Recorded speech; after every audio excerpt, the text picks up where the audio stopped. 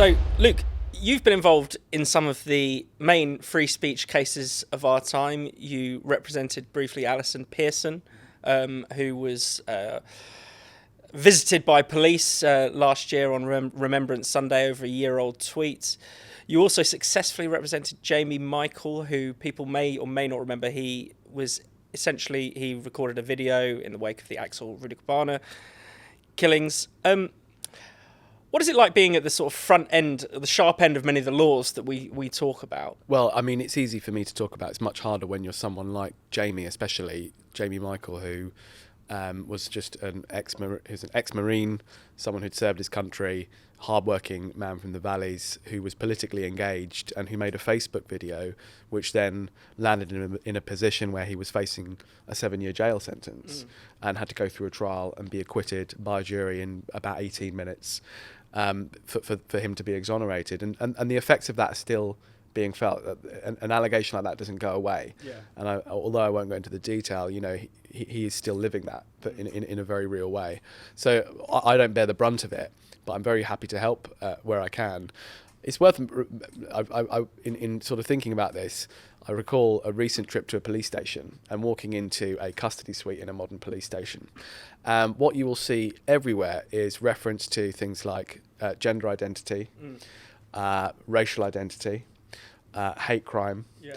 The language of what we might call, I hate the word, but woke, is absolutely everywhere across police stations. And I can tell you for certain it's also everywhere within the Crown Prosecution Service. So I think there has been a very serious change that some people might argue is trivial, but I actually don't think is trivial, which is that the people making the decisions about who faces criminal justice in our country have been swamped with this language and have been told that this language is very, very important to the way we police.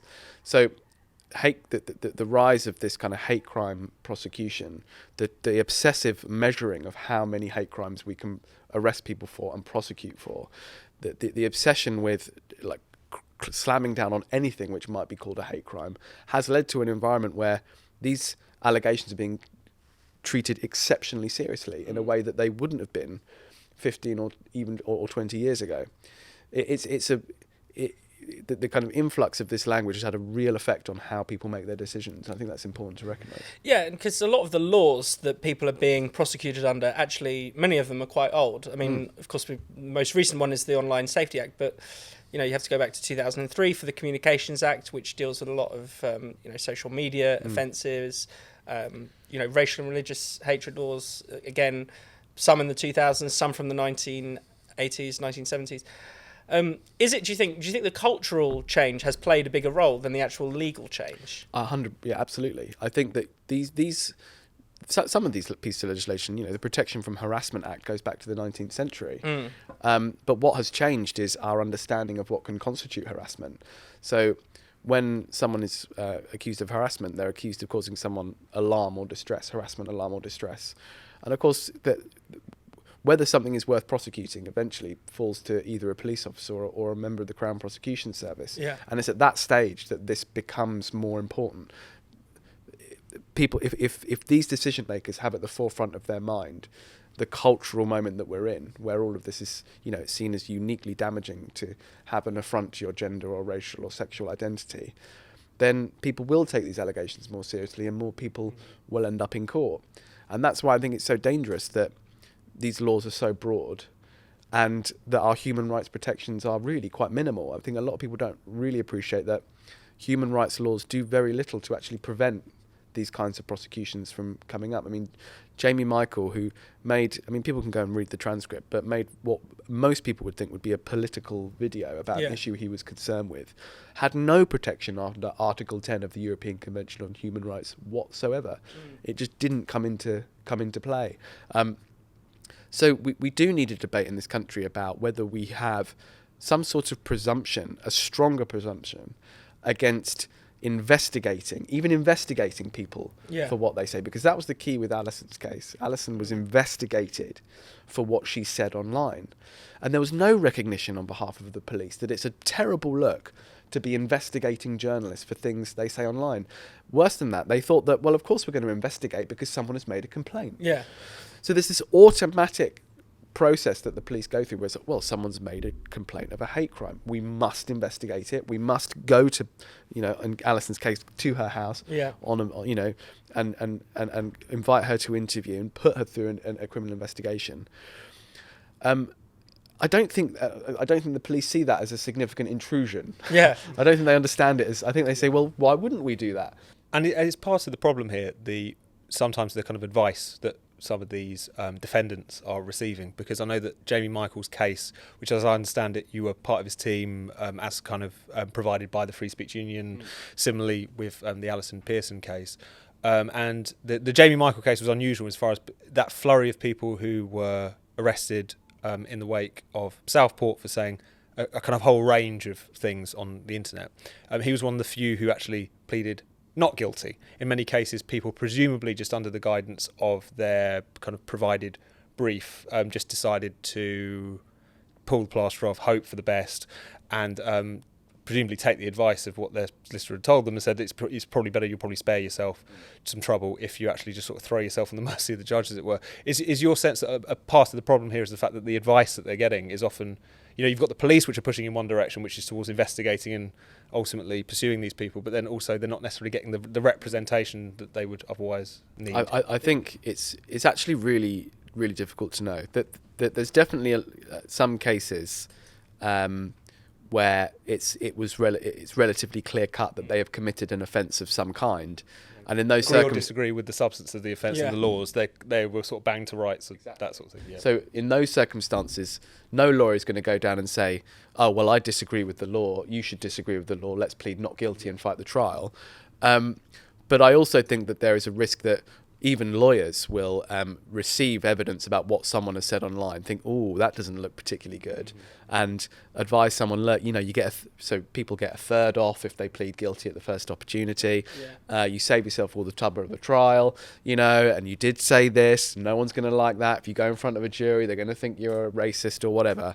And so that kind of advice, I think, will get doled out a lot. And if you are a duty solicitor, someone who works through, is publicly paid and works through a big long court list, you want to get it done as quickly as possible, then that is a real risk. That emphasises the importance of what the Free Speech Union is doing to properly fund people who are facing these kind of allegations, so that a lawyer can take the time to actually really consider their position. I just think that's completely invaluable. And what really frightens me is, I'm not blowing my own trumpet, but what would have happened if Jamie hadn't had a decent lawyer? There would. I think there is a real risk that he would have made a different decision. And also, just to quickly shout out to Jamie, because pleading not guilty is a really difficult decision. You think pleading guilty is hard. Well, try pleading not guilty and sitting there for months and months and months, not knowing that you're going to face a prison sentence. A lot of people make the reasonable decision to say, "Look, I'd rather just have something certain in my life and get it done." And but Jamie didn't do that. Jamie took the stand, gave evidence, prepared his defence, did all the work to get himself ready for the trial, went up there, explained himself to a jury, and won. And it's thanks to him that we just draw a line in the sand in these cases, that, he took a gamble with his own life, and thank goodness he won and pushed back against this, pushed back against what we're all talking about.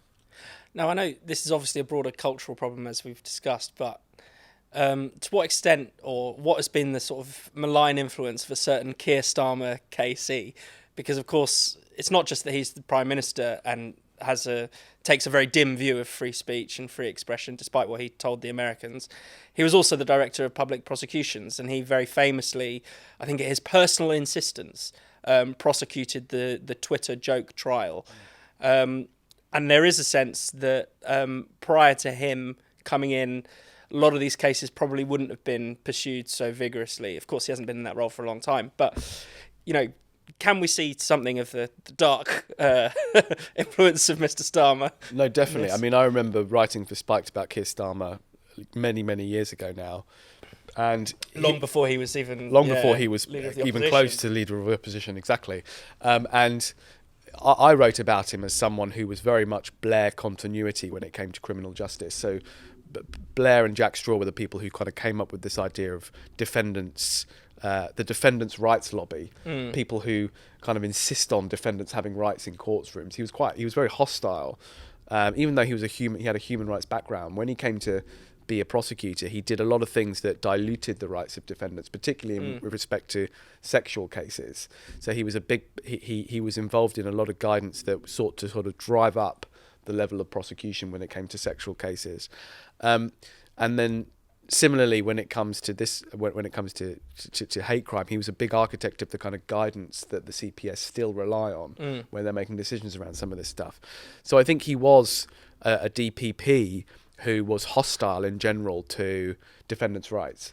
And we see some of that reflected in how the CPS proceed now. I mean, I think you're right to say he hasn't been in the job for a very long time. And I also think it's worth remembering that the CPS is made up of individuals. And actually, there's an individual level to this where, the people making these decisions are human beings, they're lawyers, and they absorb the culture around them. Yeah. And so unless we actually give them contrary guidance or some kind of guidance that says, look, when you're dealing with a journalist, someone making a political statement, someone making a political argument, someone making any kind of politicized content, there must be a really, really strong presumption against any kind of criminal justice intervention, because we have clear rules around incitement. We have very clear laws that say you can't incite violence, you can't incite riot, you can't do anything that affects public order in a seriously detrimental way. But those laws are now being used to target people making political speech. And unless we reverse that with some kind of policy steps, then people will always be subject to this vulnerability.